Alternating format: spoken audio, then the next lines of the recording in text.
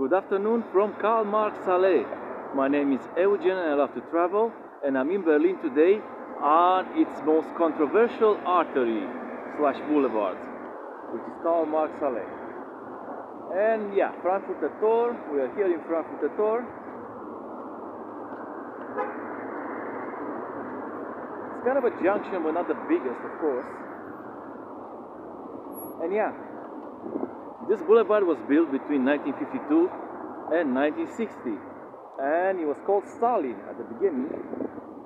But then, after Stalin's death in 1953, because yeah, he died once, hopefully more times than one, but only once, of course. Yeah, at Stalin's death, they renamed that Karl Marx Allee because the whole Soviet world was in the process of de-Stalinization, which was considered very bad for the economy at that time, at that point. It's really not hard to see why, even though Stalin saw them through the Second World War. Amazing, I'll say.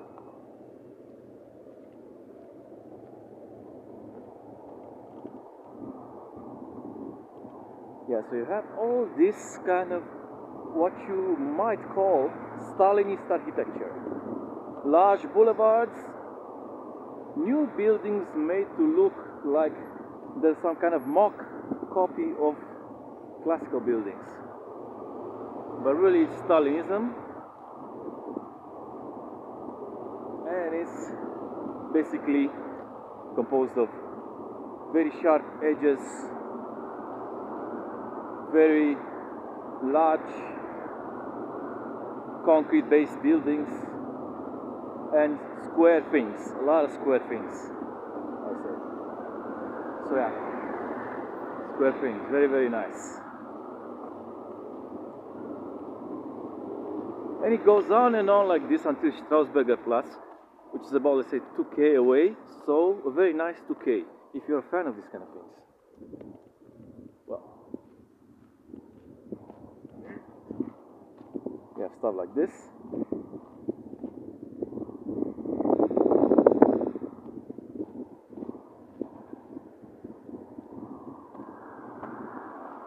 But I have to admit, the idea of building boulevards very wide was a good one. Because of course, back in the day, the Eastern Bloc was anticipating that it's going to grow infinitely and it's going to be invincible and forever. But yeah, therefore, they build wide streets, which are still okay for today's standards, almost 80 years later. They still fit everything they need to fit over here. Almost 70 years later, sorry.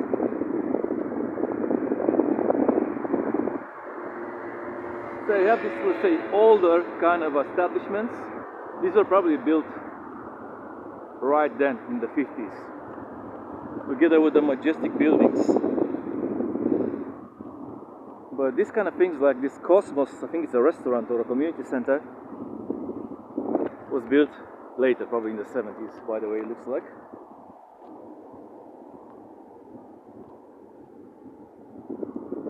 Okay, traffic is moderate, so the capacity of the boulevard is more than enough for, even for Berlin, a city of 4 million people.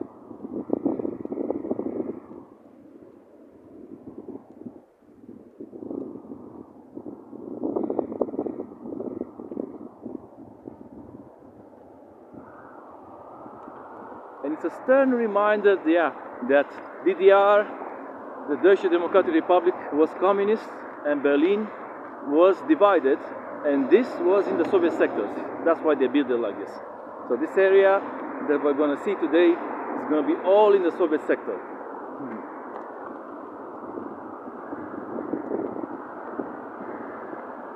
And all the buildings, even beyond the main artery, are from that period.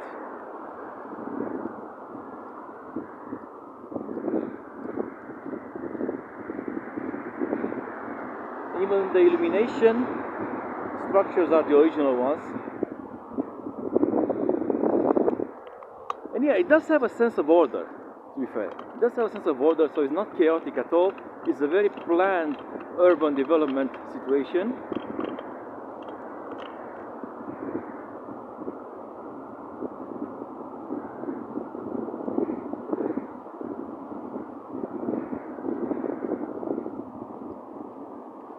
And you can see at the bottom of the buildings there are commercial spaces which were designed back then, not now. And yeah, there were commercial enterprises, of course, owned and controlled by the state back then. So yeah, you could actually have a beer with your friends in a bar. There were bars, there were pubs, there were cafes as well, but only ran through a different economic model. And of course, there were less than in the Western sector because of spending power as well. Because Stalin refused that the Eastern Bloc gets the Marshall Plan. So the Marshall Plan was the economic help that the US directed towards Europe. And it was a massive economic help. And only the western part of Europe got it because Stalin opposed itself to the eastern part of Europe getting it because of the debt concept. I don't know, he might have been right in a way, but at the moment, but history says that he was wrong. As you can see, in the distance is the Fernsehturm over there. Nice.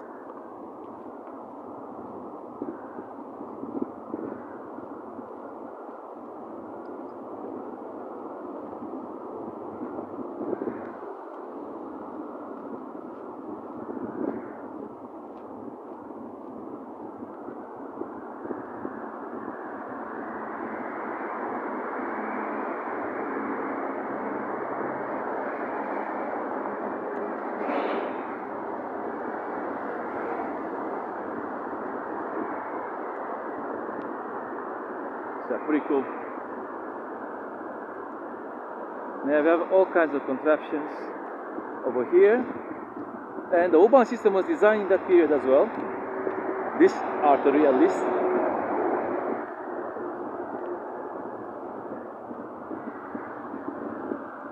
Because all of them had to fit the blueprint, the model.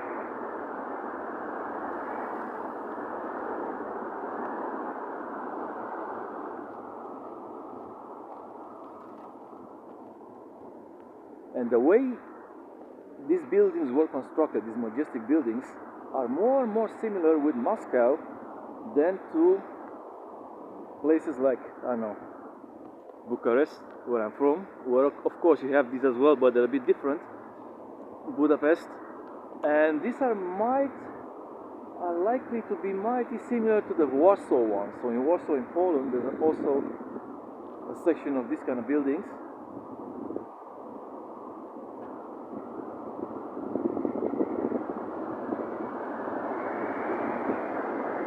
But yeah, these kind of buildings are mostly in Russia and Moscow. They're huge and they have, let's say, three-quarter finished kind of aspect to them. They're a bit coarse, like the finish is not very smooth, a bit rough on the edges. Yeah. But anyway, this was the one of the main points of the Mayakovskian architecture, let's say.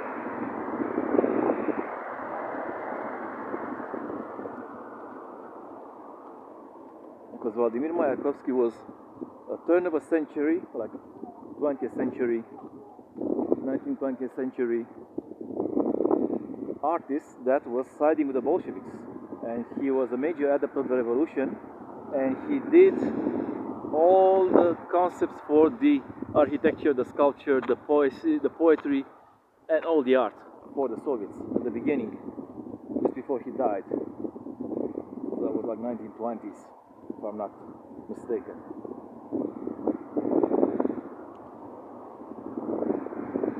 So yeah.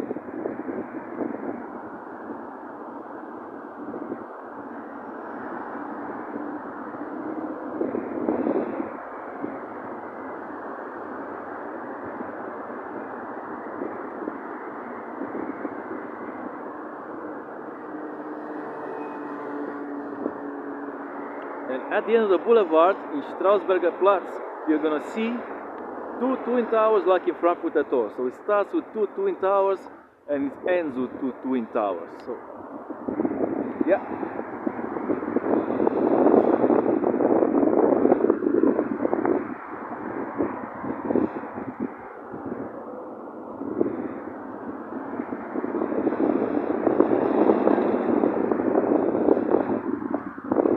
You have in Bucharest a boulevard that starts from the House of the Parliament, the well-known House of the Parliament, and ends in Alba Iulia Square, so that's similar to this one.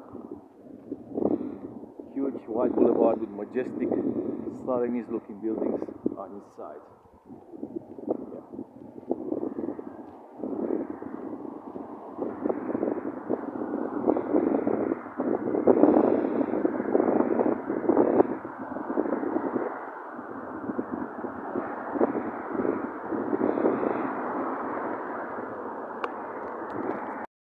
And all the side streets are named with socialist or communist related names. For example, a side street on the left of Karl Marx Allee is called Straße der Pariser Kommune, means like street of the Paris Commune. It was a time in Paris anyway, it's like the Paris Commune, it's a thing. Look it up, hard to explain.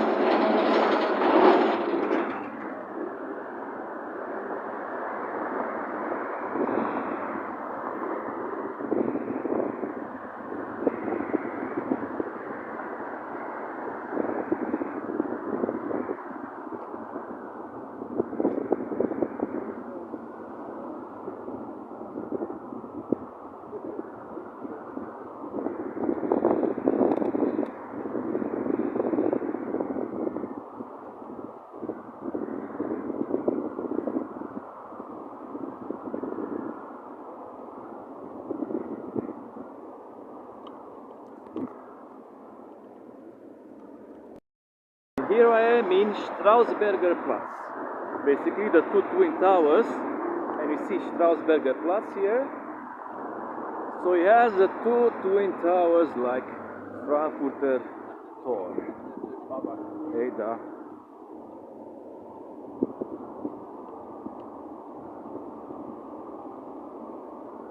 It's fantastic, I'll say.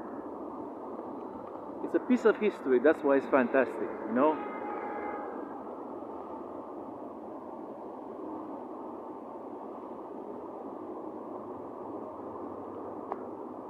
So yeah, if you like this content, subscribe to the channel, hit the notification bell if you want to hear more from me, because otherwise you would not know. And yeah, you know the drill. So far so good. So what? Bye bye.